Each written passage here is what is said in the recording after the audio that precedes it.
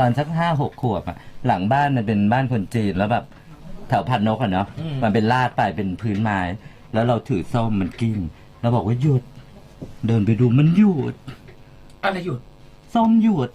โดยไม่มีอะไรพี่มีเคล็ดลับอะไรในการทำตัวเองให้สวยขนาดนี้คะต้องตื่นแต่เช้าค่ะแล้วก็ต้องขยันดูแลหน้าของตัวเองด้วยการแต่งหน้าทุกวันเดี๋ยวก็สวยเองค่ะโดยเฉพาะคิ้วนี่คือต้องเขียนให้ดีเลยนะคะถ้าไม่ดีขี้เหร่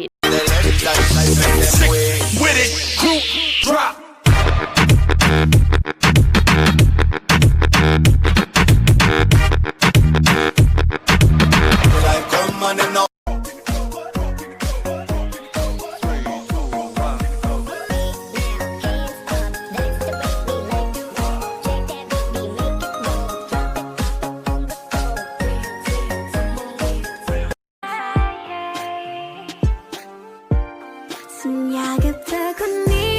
จะไม่ทำให้เธอผิดหวังจะไม่ปล่อยมือเธออีกครั้งไม่ให้เธอหายไปไหนเลยสัญญากับเธอคนนี้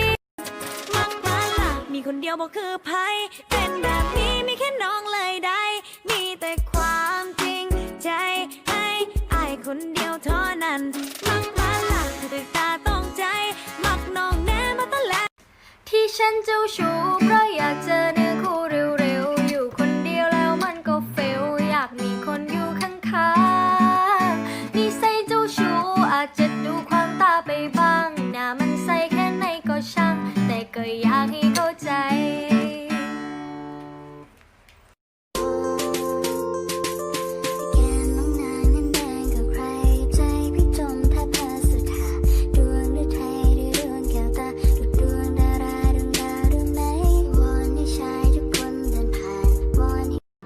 ไม่เคยมีใครน่ารักเท่ากับเธอเจอกี่ครั้งก็ยังละเมอเรามีเธอและทุกอย่างให้ฉันรักได้เปล่าใครจะน่ารักเท่ากับเธอ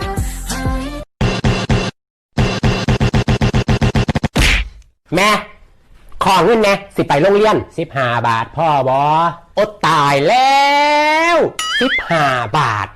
ซื้อขี้ให้ม้ากินกับบออิ่มใจเจ้ากรรมนะโมพุทโธหน้าเธอลอยมาสวดจบก็แล้วกำหนดลมแล้วเข้าออกก็เธอ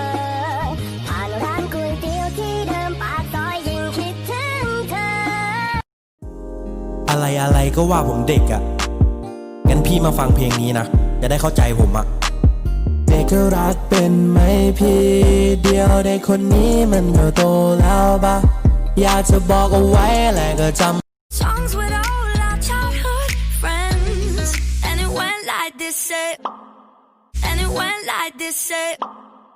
and it went like this oops na na na papa singing bye bye bebas bayar aku lagi cari mama muda buat kasih uang sejuta na na na na na na na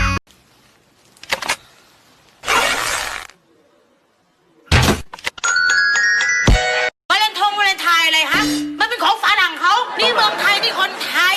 รักกันทุกวันรักวันไหนก็ได้ถ้าเปรียบความรักเนี่ยความรักก็แค่การให้ของจอกหลอกแจกแหลกคืออะไรครับจอกหลอกแจกแหลกนิดๆหน่อยอ๋อ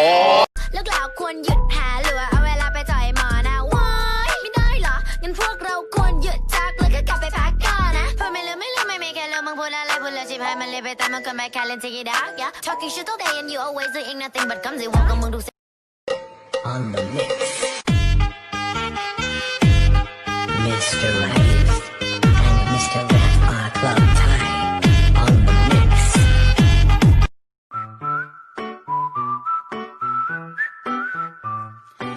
Oops, my baby, you woke up in my bed. Oops, we broke up, we're better off as friends. Now I accidentally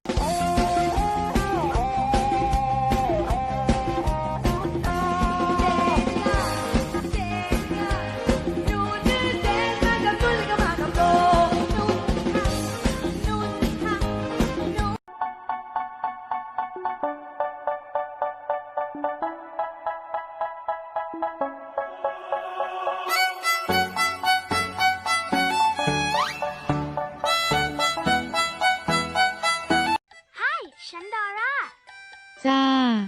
เธอได้ยินฉันไหม ได้ยินจ้ะ เธอได้ยินฉันไหม ได้ยิน เธอได้ยินฉันไหม มึงนั่นแหละได้ยินกูไหม